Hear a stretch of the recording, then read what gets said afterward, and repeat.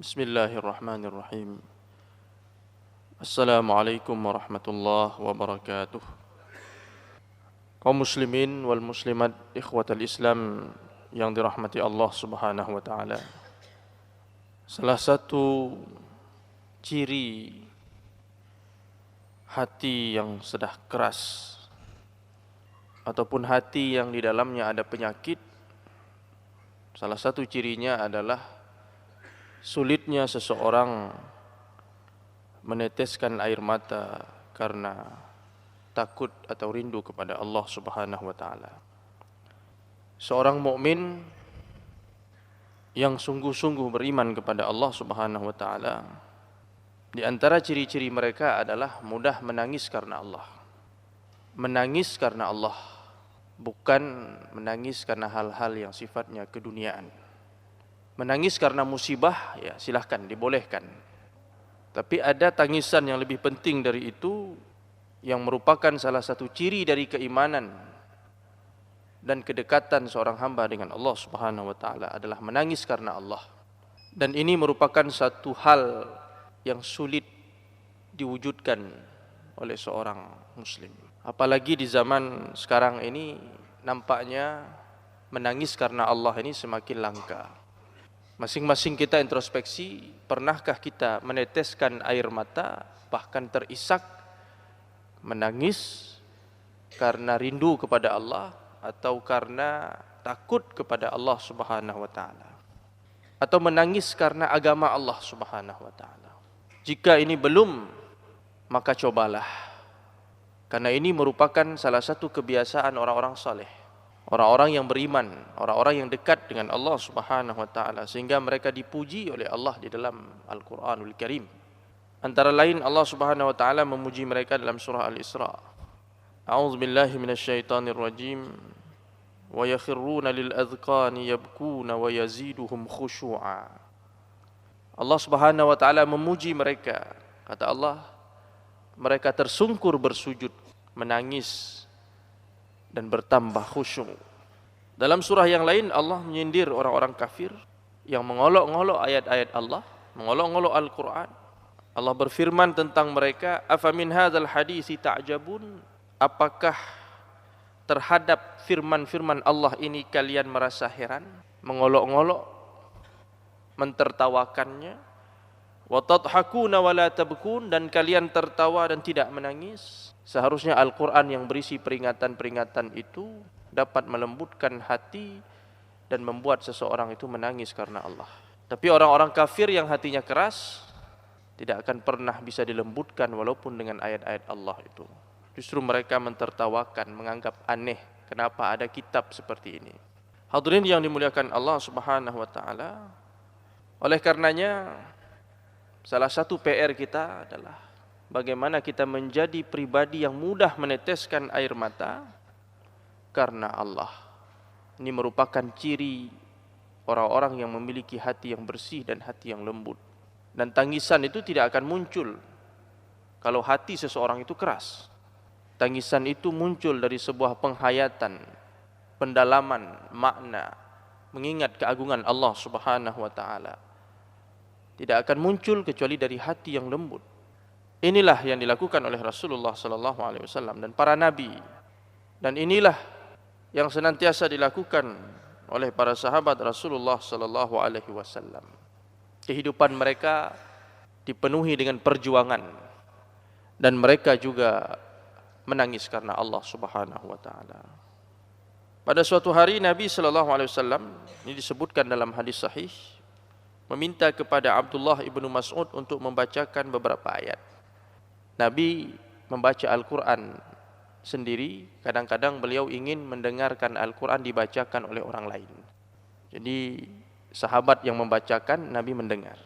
Ibnu Mas'ud karena diminta untuk membacakan Al-Quran, dia bacakan beberapa ayat sampai beliau membaca ayat dalam surah An-Nisa itu.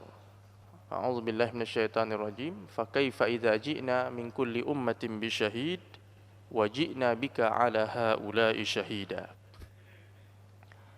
Bagaimana keadaanmu hai Muhammad Seandainya nanti di hari kiamat kami datangkan dari setiap umat itu seorang saksi, dan kami akan datangkan engkau wahai Muhammad sebagai saksi atas mereka semua. Ketika Ibnu Mas'ud membacakan ayat itu, Nabi SAW mengatakan hasbukal an, cukup.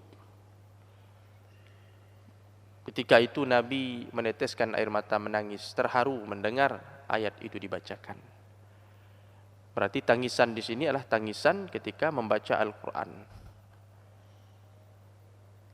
Ini menjadi PR kita. Ketika kita membaca Al-Quran, sejauh mana penghayatan kita terhadap makna-maknanya, sejauh mana ketersentuhan kita terhadap ayat-ayat Allah itu, sehingga membuat air mata kita menangis. Kita membaca ayat-ayat tentang neraka, apakah air mata itu menangis karena takut kepada azab Allah? Atau ketika kita membaca ayat-ayat tentang surga, pernahkah kita menangis karena terharu, rindu untuk berjumpa dengan Allah Subhanahu wa taala dan mendapatkan surga Allah? Hadirin yang dimuliakan Allah Subhanahu wa taala, dalam sebuah hadis Nabi sallallahu alaihi wasallam juga bersabda, tidak akan masuk neraka seseorang yang menangis karena takut kepada Allah sampai air susu itu kembali kepada kantungnya, kantung susu. Artinya tidak mungkin orang yang menangis karena takut kepada Allah itu tidak mungkin masuk neraka, kecuali kalau kita pernah melihat air susu itu kembali kepada kantungnya dengan sendirinya. Sama seperti orang-orang kafir itu tidak akan dibukakan pintu langit untuk mereka, pintu rahmat Allah, kecuali kalau ada onta yang bisa masuk ke dalam lubang jarum. Tidak mungkin. Tidak mungkin masuk neraka orang yang menangis karena takut kepada Allah.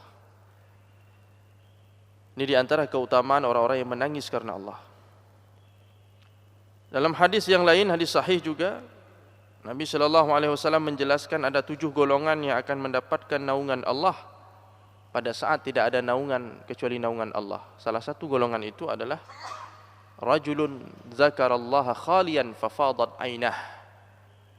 Seseorang yang mengingat Allah dalam kesendirian, mengingat Allah, mengingat sifat-sifatnya, kebaikan-kebaikannya, terharu, rindu kepada Allah, takut kepadanya, sehingga dia menangis. Ini adalah di antara orang-orang yang akan mendapatkan naungan Allah nanti di hari kiamat.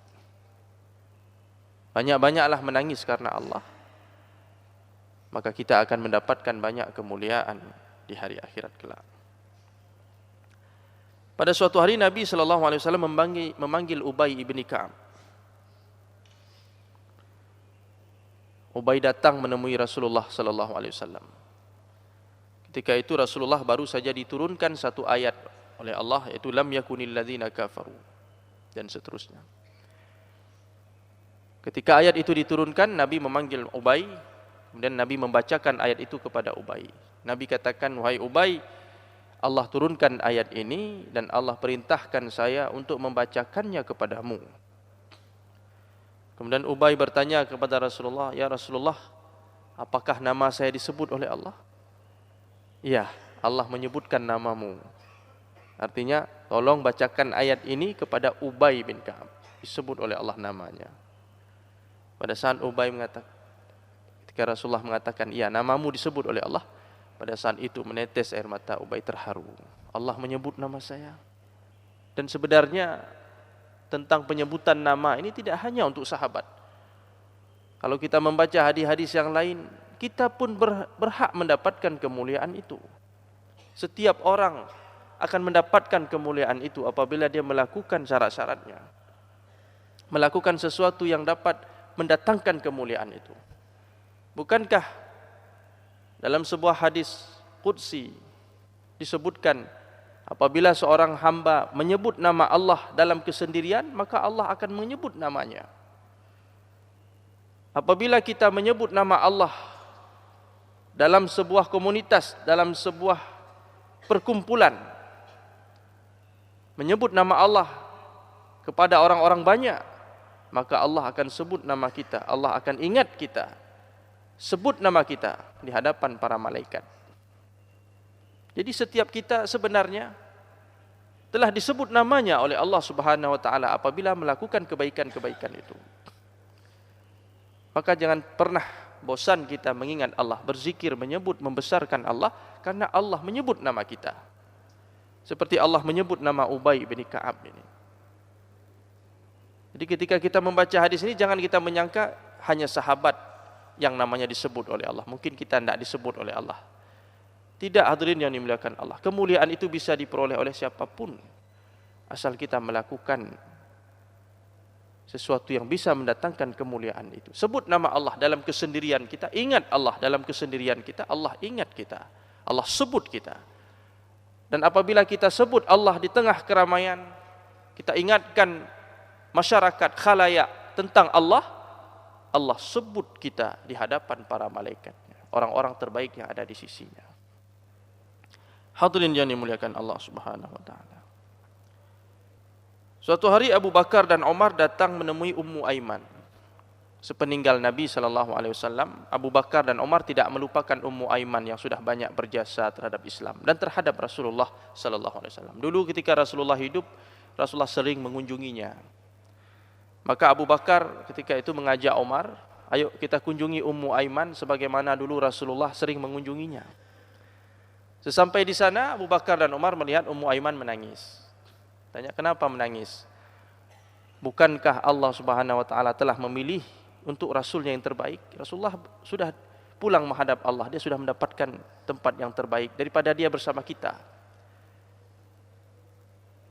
Kata Ummu Aiman, benar bahwa Rasulullah sudah mendapatkan tempat yang lebih baik daripada dunia ini. Dia sudah bersama Allah Subhanahu wa taala. Tapi dengan meninggalnya Rasulullah, dengan wafatnya Rasulullah, telah terputus wahyu. Kita tidak lagi menerima wahyu. Tidak ada lagi wahyu yang turun. Tidak ada lagi sabda-sabda yang terucapkan. Yang ada hanyalah apa yang telah ditinggalkan, Al-Quran dan Sunnah itu. Padahal turunnya wahyu itu merupakan kemuliaan tersendiri. Oleh karena itulah Ummu Aiman menangis. Melihat Ummu Aiman menangis dan alasan dia menangis, akhirnya Abu Bakar dan Umar pun terisak dengan tangisan mereka, menangis terisak-isak. Hadirin yang dimuliakan Allah Subhanahu wa taala, pada suatu hari Abdurrahman bin Auf berpuasa. Ketika mau berbuka puasa, dihadirkan makanan. Pada saat itu tiba-tiba Abdurrahman bin Auf teringat dengan sosok sahabat yang dulu telah berjuang bersama Rasulullah, namanya Mus'ab ibnu Umair. Mus'ab ibnu Umair ini wafat dalam peristiwa perang Uhud sebagai syahid. Kondisi ketika dia wafat itu membuat banyak orang yang terharu, sedih. Ketika itu dia mengenakan pakaian yang pendek. Pada saat dia wafat ditemukan jasadnya terbujur. Ketika ditutupi tubuhnya tidak cukup dengan kain yang dia pakai itu. Apabila bagian kepalanya ditutup, tampak kakinya. Apabila kakinya ditutup, terbuka di bagian kepalanya. Abdurrahman bin Auf teringat dengan Mus'ab bin Umair itu dan bagaimana dia berjuang. Karena dulu Mus'ab ini adalah tipe sahabat Nabi yang manja. Dulu ketika dia belum Islam, orang tuanya orang kaya, ayah ibunya orang kaya. Di Mekah itu dia adalah pemuda yang memiliki koleksi pakaian yang banyak. Pakaian yang paling bagus itu milik Mus'ab. Parfum yang paling wangi, yang paling harum itu milik dia. Sehingga kalau dia lewat, orang tahu, oh ini Mus'ab baru saja lewat. Dari mana? Dari bau parfumnya yang khas, yang tidak dimiliki oleh orang lain.